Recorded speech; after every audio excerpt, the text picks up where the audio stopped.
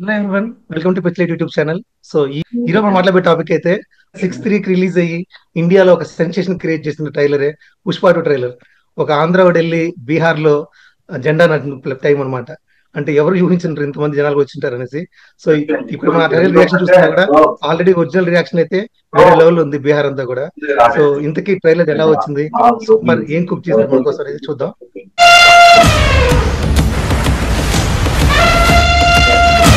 ఎవడవుడు డబ్బంటే లెక్క లేదు.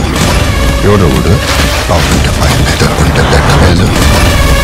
వీళ్ళు తినే బాధే భయం లేదు. వీళ్ళు తినే బాధే ढाई अक्षर नाम छोटा है. ढाई अक्षर नाम छोटा लेकिन साउंड बहुत बड़ा. लेकिन साउंड बहुत बड़ा. పుష్ప అంటే పేరు కాదు. పుష్ప అంటే పేరు కాదు. పుష్ప అంటే బ్రాండ్.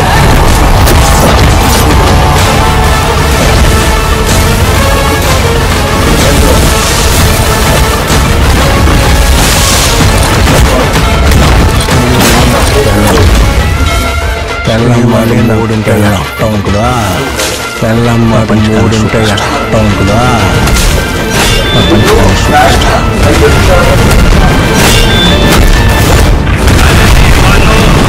मुझे पहचानो.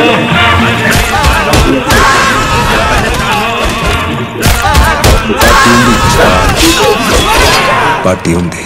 పార్టీ ఉంది. పార్టీ ఉంది.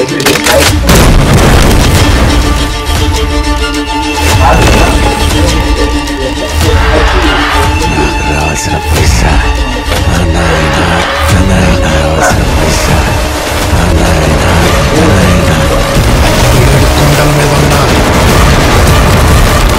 ఏడు కొండల మీద ఉన్నా, సముద్రాలు దాటున్నా,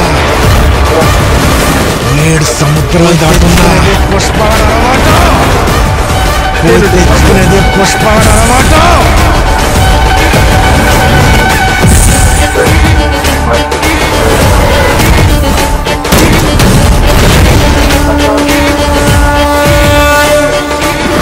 పుష్ప అంటే నేషనల్ అనుకుంటారా? ఇంటర్నేషనల్.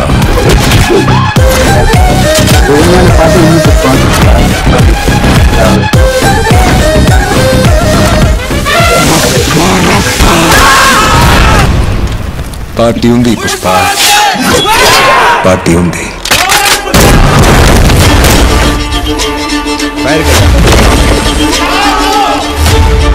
వైల్డ్ ఫైర్ రాసిన పైసా నాయనా తనైనా.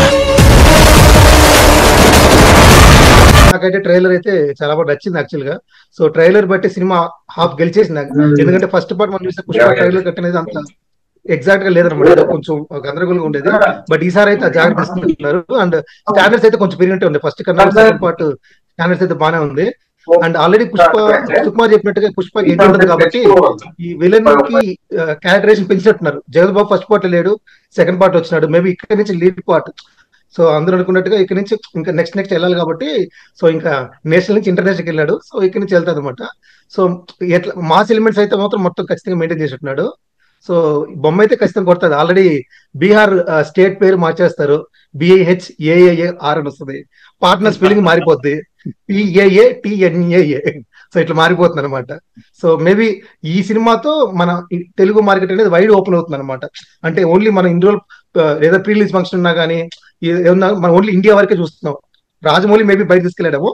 బట్ నాన్ రాజమౌళి అయితే ఈ సినిమా వెళ్ళింది. సో ట్రైలర్ అయితే మాత్రం పక్కా పైసా వసూలు. ఇంకా దేవుని కలెక్షన్స్ లెక్కేసుకోవడం. ఇంకా ట్రైలర్ అయితే నా వరకు చూసుకున్నా కూడా చాలా బాగా నచ్చింది. ఫస్ట్ పార్ట్ కన్నా కూడా ఈ సెకండ్ పార్ట్ ట్రైలర్ అనేది చాలా బాగా నచ్చింది. Hello, okay okay. Second part trailer అనేది చాలా బాగా నచ్చింది. కొన్ని షార్ట్స్ అయితే అంటే చాలా గ్రాండియర్ గా ఉన్నాయి. అంతమంది ఆర్టిస్ట్ ని మెయింటైన్ చేయడం కూడా చాలా టఫెస్ట్ వర్క్ చెప్పాలంటే. దానికి సుకుమార్ గారికి హ్యాట్స్ ఆఫ్ చెప్పొచ్చు. అండ్ మన తెలుగు ఆ దీన్ని కొంచెం బయట ప్రపంచానికి కూడా పరిచయం చేసినందుకు కూడా రాజమౌళి గారు, తర్వాత సుకుమార్ గారే మన ఆ లెవెల్ ఆఫ్ రీచ్ అయింది మనకి.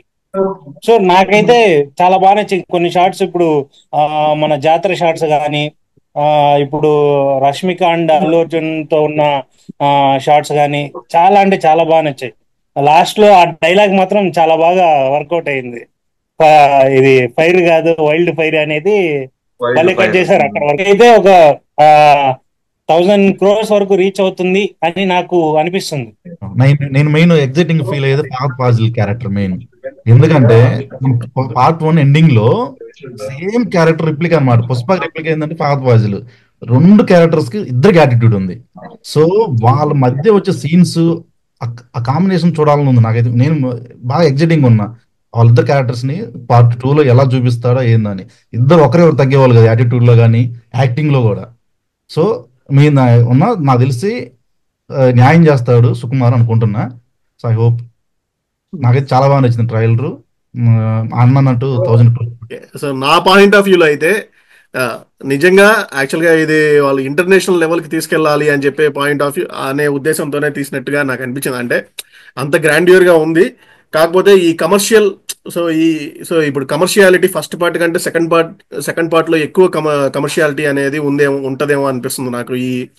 ఈ షిప్ ఫైట్ సీన్స్ రెగ్యులర్గా అనిపిస్తాయేమో. అంటే వీళ్ళు ట్రేడ్ మార్క్ సీన్స్ వీళ్ళకు ఉన్నాయి. గంధపు చెక్కలు భూమిలో దాచిపెట్టి వాటిని పైకి ఎత్తడాలు, సో హీరోయిన్ రిలేషన్షిప్, సో వీళ్ళ ట్రేడ్ మార్క్ వీళ్ళకు ఉంది. ఈ షిప్ సంబంధించిన ఫైట్ సీన్స్ ఇలాంటివి కూడా కొన్ని మనకు కనిపిస్తున్నాయి అనమాట ట్రైలర్ లో. సో ఇలాంటివి ఏమన్నా మనకి రెగ్యులర్ గా అనిపించి బోర్ కొట్టిస్తాయో అదనేసి అది కొంచెం డౌట్ గా ఉంది నాకు. సో అది ఓవర్ కమర్షియాలిటీ అయిపోతుందేమో అనేసి అనిపిస్తా ఉంది. అది కాకుండా ట్రాన్స్పోర్ట్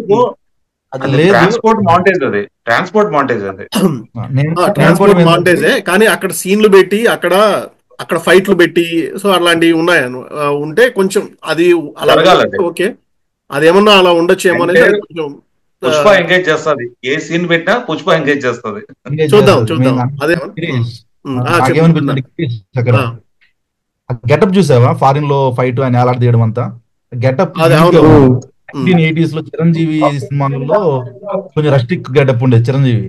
సో నాకు కొంచెం తీసుకొచ్చి అనిపిస్తుంది తలకే కట్టేయడం, ఆ గెటప్ గానీ ఆ లుంగి చూసావా? లుంగి ఎలా కట్టాడు ఎవరైనా గమనించారు లేదో ఆర్టిఫిషియల్ అనిపించింది నాకు.